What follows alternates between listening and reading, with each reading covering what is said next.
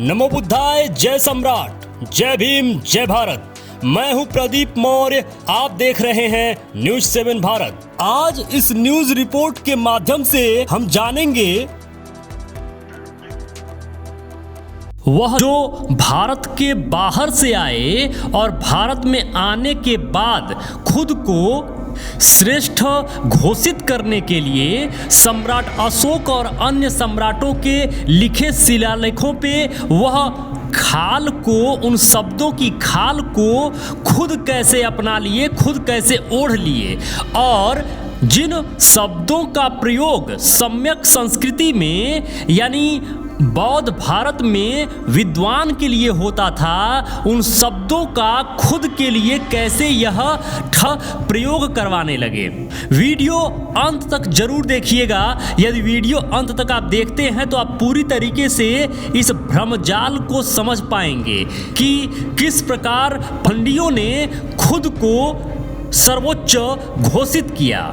सम्यक काल का वह शब्द ब्राह्मण, बुम्भव, ब्रह्म, जिसका प्रयोग सामंती काल में एक समूह ने जाति का उदय करवाते हुए किया, अपने जाति वर्ण का नामकरण करने हेतु इसका प्रयोग खुद के लिए कर लिया। वैसे समूह को आज अभिलेखों में वर्णित ब्राह्मण, बुम्भव, ब्रह्म जैसे शिलालेख में उल्लेखित शब्द नाम को लेकर विचलन पैदा हो जाता है। वैसा अशक्त व्यक्ति विचलित होने के जगह पर यह क्यों नहीं सोचता है कि जो व्यक्ति शासक वर्ग सम्यक काल में अभिलेख लिखा है और उस अभिलेख पर ब्राह्मण, बुम्भव, ब्रह्म लिख सकता है तो वह अपना जाति वर्ण का नाम भी लिख सकता था। लेकिन उन सबों ने अपना जाति वर्ण या अपने अमात्य का जाति वर्ण का नाम क्यों नहीं लिखा? क्या उन सबों की जाति का निर्माण नहीं हुआ था? पुरातात्विक सच्चाई को गले के नीचे उतारो। जाति वर्ण का निर्माण सामंती काल यानी 9वीं शताब्दी के बाद से क्रमिक रूप से हुआ है। मैं साफ साफ क्लियर कर देना चाहता हूं कि 9वीं शताब्दी से पहले जाति नहीं थी इस देश में। 9वीं शताब्दी से जाति बनाना इन्हों ने शुरू किया। अब यह अलग बात है कि जाति का निर्माण करने वाला प्रथम समूह ने सम्यक काल का सम्यक नाम को चुन लिया। इससे पहले जो वीडियो बनाया गया था उसमें सम्राट अशोक द्वारा लिखित ब्राह्मण, समड़ा शब्द का अवलोकन किए थे, जिसमें ब्राह्मण का भावार्थ विद्वान पर जाकर रुका था। आज उसी ब्राह्मण शब्द की पुष्टि हेतु सातवाहन का अभिलेख, यह जो आपके स्क्रीन पर दिखाया जा रहा है, इसे गौर से देखिए।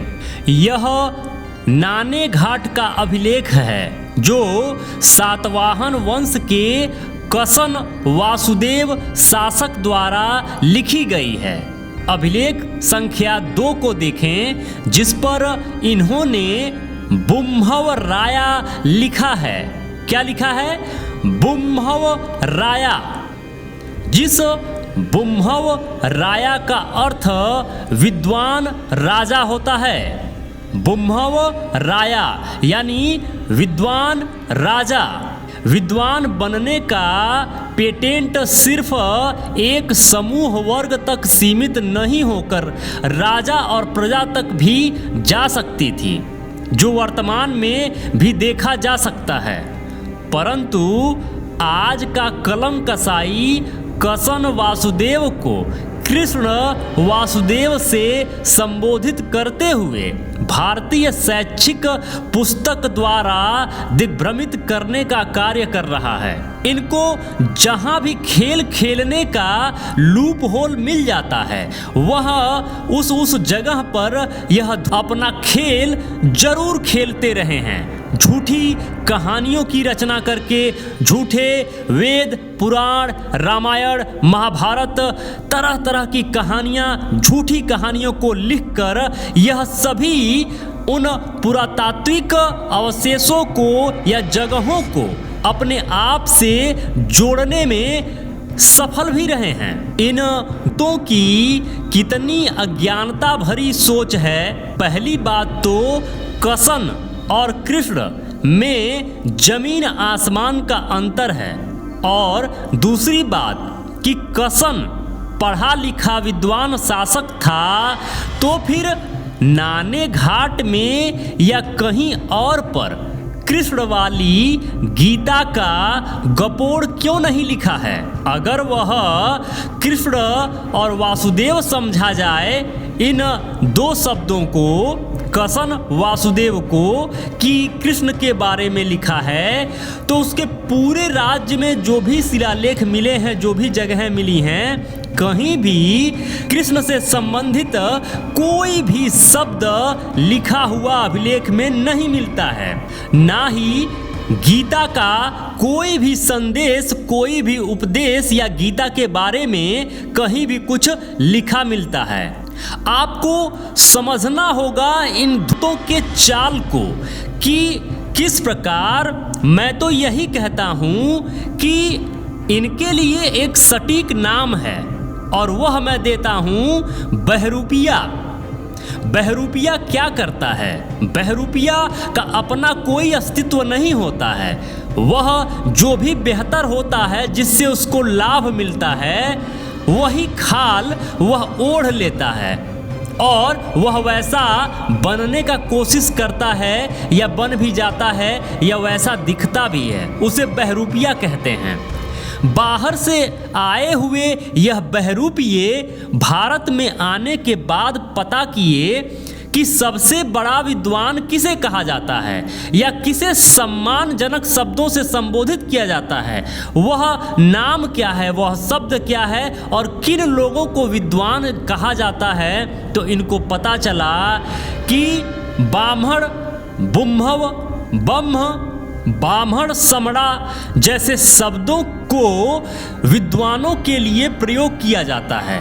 तो क्या था, इन्होंने बस झट से यह जो शब्द था, यह जो सम्यक संस्कृति का शब्द था, इसको फट से अपना लिया और ओढ़ लिया और खुद बन गए वही जो आज आप उन्हें कहकर संबोधित करते हैं। यहाँ तक कि ये शब्द भी, यह जो नाम लेकर घूमते हैं, यह नाम भी इनका नहीं है। यह भी बुद्ध धम्म का शब्द है, यह भी सम्यक संस्कृति का शब्द है। तो भी मित्र अभी तक इस चैनल को सब्सक्राइब नहीं किए हैं, प्लीज निवेदन है अभी के अभी चैनल को सब्सक्राइब कर लीजिए। लाइक करके हमारा उत्साह जरूर बढ़ाया करिए। कमेंट बॉक्स में जरूर लिखा करिए कि ये वीडियो आपको कैसा लगा। जो भी मित्र अभी तक इस चैनल पर बने हुए हैं, ये वीडियो देख रहे हैं, आप सबको बहुत बहुत मंगल कामनाएं। नमो बुद्धाय, जय भारत।